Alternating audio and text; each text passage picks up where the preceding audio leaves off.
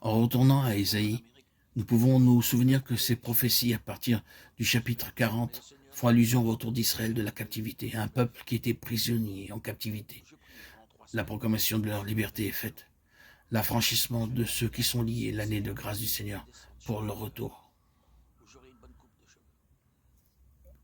Jésus, Christ, en citant l'Écriture, se l'approprie. Il applique à lui-même.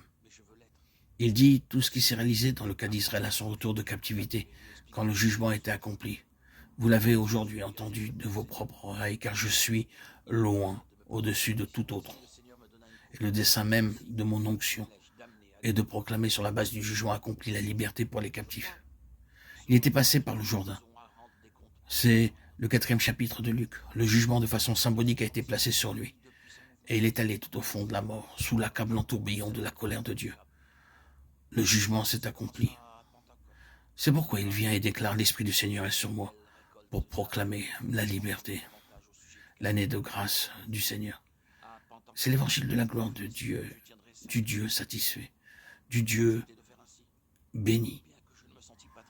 Aujourd'hui, nous pouvons comprendre la signification de ce jour de la Pentecôte, jour dans lequel nous vivons, car ce n'est pas un jour de 12 ou de 24 heures, mais une dispensation. Nous en parlons souvent comme d'un jour de grâce, le jour de la bonne nouvelle. C'est un jour qui s'est levé quand le Seigneur Jésus, sortant de la tombe, est monté vers son Père pour envoyer l'Esprit. Et ce jour s'achèvera quand, enfin, il reviendra du ciel. C'est un jour qui est long, car c'est le jour de la grâce du Seigneur, au cours duquel cet évangile de la gloire du Dieu béni doit être prêché sous l'onction de l'Esprit Saint. Permettez-moi de retourner à cette question de l'arrière-plan du sabbat, car c'est là que se trouve l'entière satisfaction de Dieu. Quand eut lieu le premier sabbat, ce fut quand le Seigneur, en regardant tout ce qu'il avait fait, vit que c'était très bon, et il se reposa de ses travaux. Dieu le sanctifia parce qu'en ce jour, il se reposa de toute son œuvre qu'il avait créée en la faisant. Genèse 2:3. Vous ne manquerez pas d'observer ou de garder mes sabbats, car ce sera entre moi et vous, et parmi vos descendants, un signe auquel on connaîtra que je suis l'Éternel qui vous sanctifie. Exode 31:13.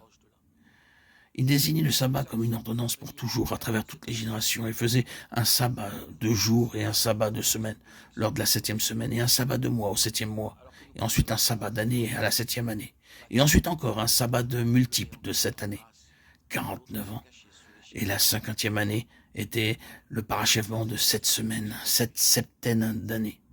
Tout cela parle de la satisfaction de Dieu. À cause de cela, vous pouvez être libéré. C'est comme quand un prisonnier est interrogé à la barre. Son cas est satisfaisant, la sentence tombe et le juge dit « Je suis satisfait, vous êtes acquitté ».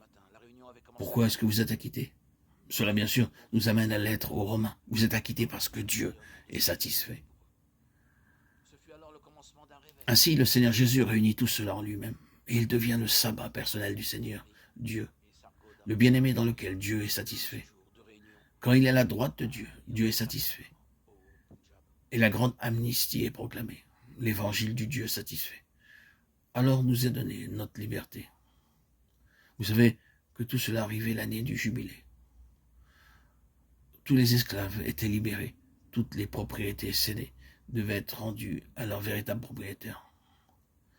La libération de toutes sortes de liens et d'esclavage était proclamée. Cela devait être une période de joie, de libération. Oui, il n'y a rien de plus joyeux que notre évangile. Et il ne devrait pas y avoir de gens plus joyeux que ceux qui ont un tel évangile. C'est l'évangile de la gloire d'un Dieu satisfait.